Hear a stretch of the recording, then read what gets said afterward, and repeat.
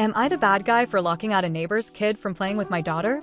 My daughter has been friends with the daughter of a coworker of mine since pre-nursery.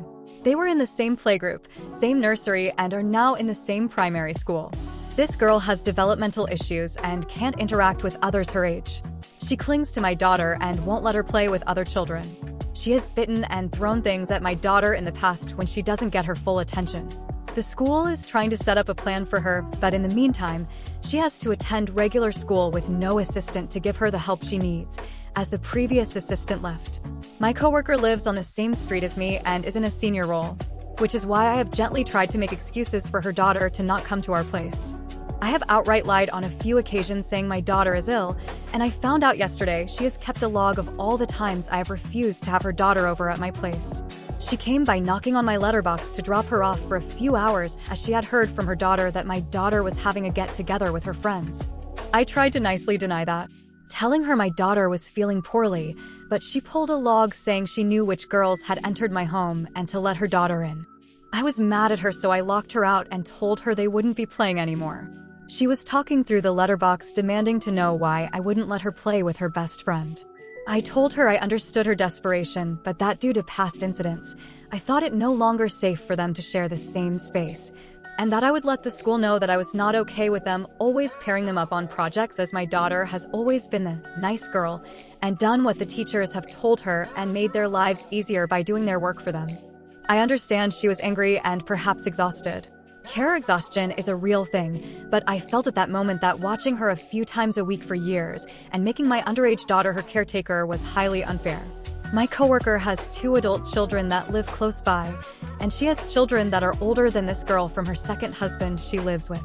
Why can't she arrange between them or find her a support group? To this, she made a masked threat that she is good friends with my senior manager. I told her to get out of my front garden and that my daughter wasn't her maid.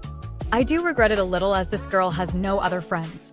On days my daughter is not in school due to actual illness, she has no one to play with, and often after an illness or other absence, her teachers have told her that they are glad she is back to play with this girl. It's a weird situation to be in. So am I the bad guy? Update 1. A quick update.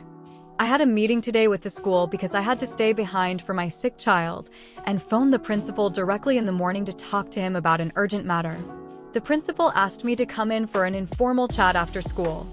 I haven't had a lot to do with him in the past, but he seemed civil back when we first enrolled our daughter, and he came to greet the class.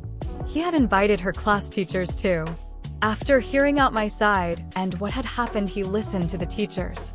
They said they understood that my daughter was overwhelmed, but thought it would be bullying if she refused to work with her, saying that they rather my daughter do her best to include her in activities at school and then get free time from her when she goes home.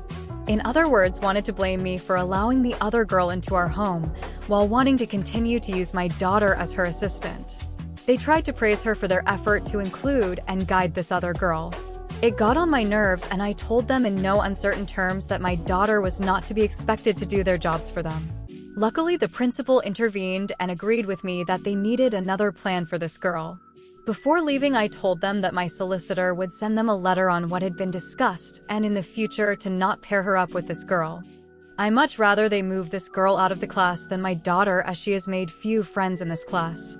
I also told them that I was taking this issue to HR, as it was a combined issue both in the public and private spheres. I texted her mother and she texted me back. She stupidly confirmed the log and other things, including wanting to encourage my daughter to hang out with hers. It should be smooth sailing with HR.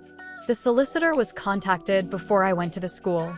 The solicitor advised me to write a letter to the school, as someone else had advised in terms of my child being bullied into being a carer. A letter was drafted for HR too, and the conversation I had over text with her mother for evidence. I'll be giving it to HR on Monday morning. I also sent my senior manager a heads up about what was happening in case she tried to shield her friend. Mentioned the solicitor and how the case was going to progress with the school admin. She seemed to come across as supportive. I have told my daughter to let the teacher know, loud and clear, that she won't work with this girl if they pair her up, and to report back to me every time they try to do it. We'll see what comes of it now and if the school will keep up their end of the bargain. Final update. Yesterday, I had a meeting with HR and the mother of the child was called in. We both had the option to have someone else sit in on the meeting for support or a rep, but we both declined. My manager, on the other hand, was made to sit in. I don't think she was very happy about it due to her workload. HR tried to make it comfortable for all, but getting a solicitor was the best thing I could have done.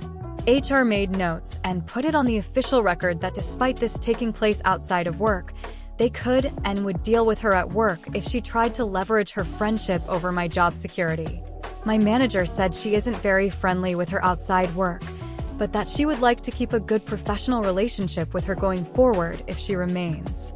She backtracked on the masked threat and tried to emotionally manipulate the room by bringing up her daughter's struggles.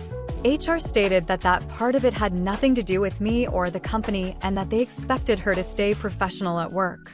They advised her to put pressure on the school to provide her with the right tools to make it through. They offered her 1 week unpaid to spend time with her daughter if she needed it and encouraged her to use that week to take her daughter to various clubs for children with special needs so she could form bonds with children similar to her. I was not given an apology by HR, but they made her give me a written apology and a verbal one. My manager said she was happy with my work and would continue to support me in her capacity as a manager. I had a phone call from the school this morning.